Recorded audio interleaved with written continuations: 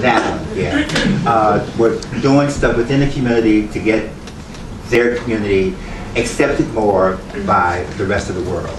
And so it was really an interesting thing to see. I worked with them for a while as the secretary of the Magic Society for a few years. And their belief was to change whoever we are as people to assimilate to the folks that we want to be. And so they would take in the most effeminate, little beautiful pretty boys and put them in silk pants and shirts with little skinny ass fucking ties and stuff. And then putting some of the butchest women I've ever seen onto feet and a dress. You know, well, you're a woman, so you should wear a dress. Not all women can wear dresses. You know what I mean? I'm sorry. It's not for everybody, you know.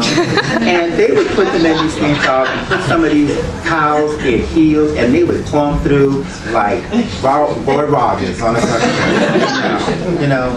And they did this under the guise of making life better for us, you know. And I understand that that's how things go. Of course, you want to assimilate into something and then you try to be a part of that world. But as transgender people, I don't have time to assimilate into what you want to do, you know what I mean? It's hard enough for me to realize, okay, I need to assimilate into me. That is the hard part, you know? And so with all of this going on, and then the black people were fighting for their rights, and they were having all these riots and things, and so everybody wanted their rights, everybody. The women wanted equal pay, and they wanted all this other stuff. And the men wanted to not be taken advantage of, and not have to think about slave labor and stuff. And what happened was, that night, it was just a matter of, they used to do that to us all the time. Just come into the bar, and the lights would go on, and everybody would just scream out. Nothing really ever had to get said, because you knew that's what had to happen. You knew that's what the routine was. And it was just a night that it simply wasn't going to happen. You know, it's a feeling that you get, like when you all go to a movie and see something together and everybody ahs and gasps at the same time. That's the feeling. You just knew. Everyone just looked at one another and sat down. Not leaving, not going anywhere. Sorry. And so when they pulled their little nightsticks out and shit, they took us out into the street. I think that feeling that was just took over that whole little island where the little park was, you know, and stuff like that. Because out the clear blue sky, someone threw a bottle or something. I've heard that it was a shoe and all this other crap. That would have had to been a big ass fucking shoe. You know? No girl I know wears a size 28 shoe. But that seemed to kick off everything. You know, and it was a matter of, there wasn't time to think about it, there wasn't time to sort it over weeks after still. It was just a matter of getting through it, you know.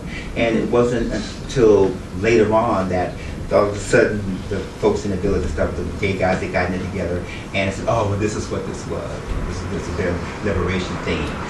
Most of the girls that I knew that really had no idea liberate what, you know what I mean?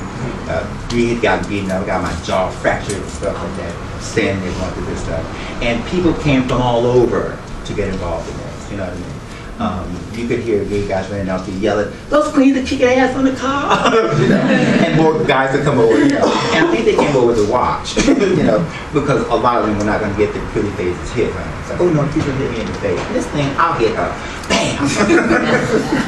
And so that feeling just lasted on.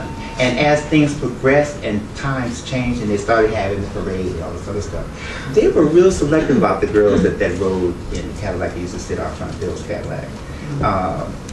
All of us didn't get a chance to go. Sylvia couldn't go, I couldn't go. Just a bunch of us weren't allowed to be part of that when it first started happening.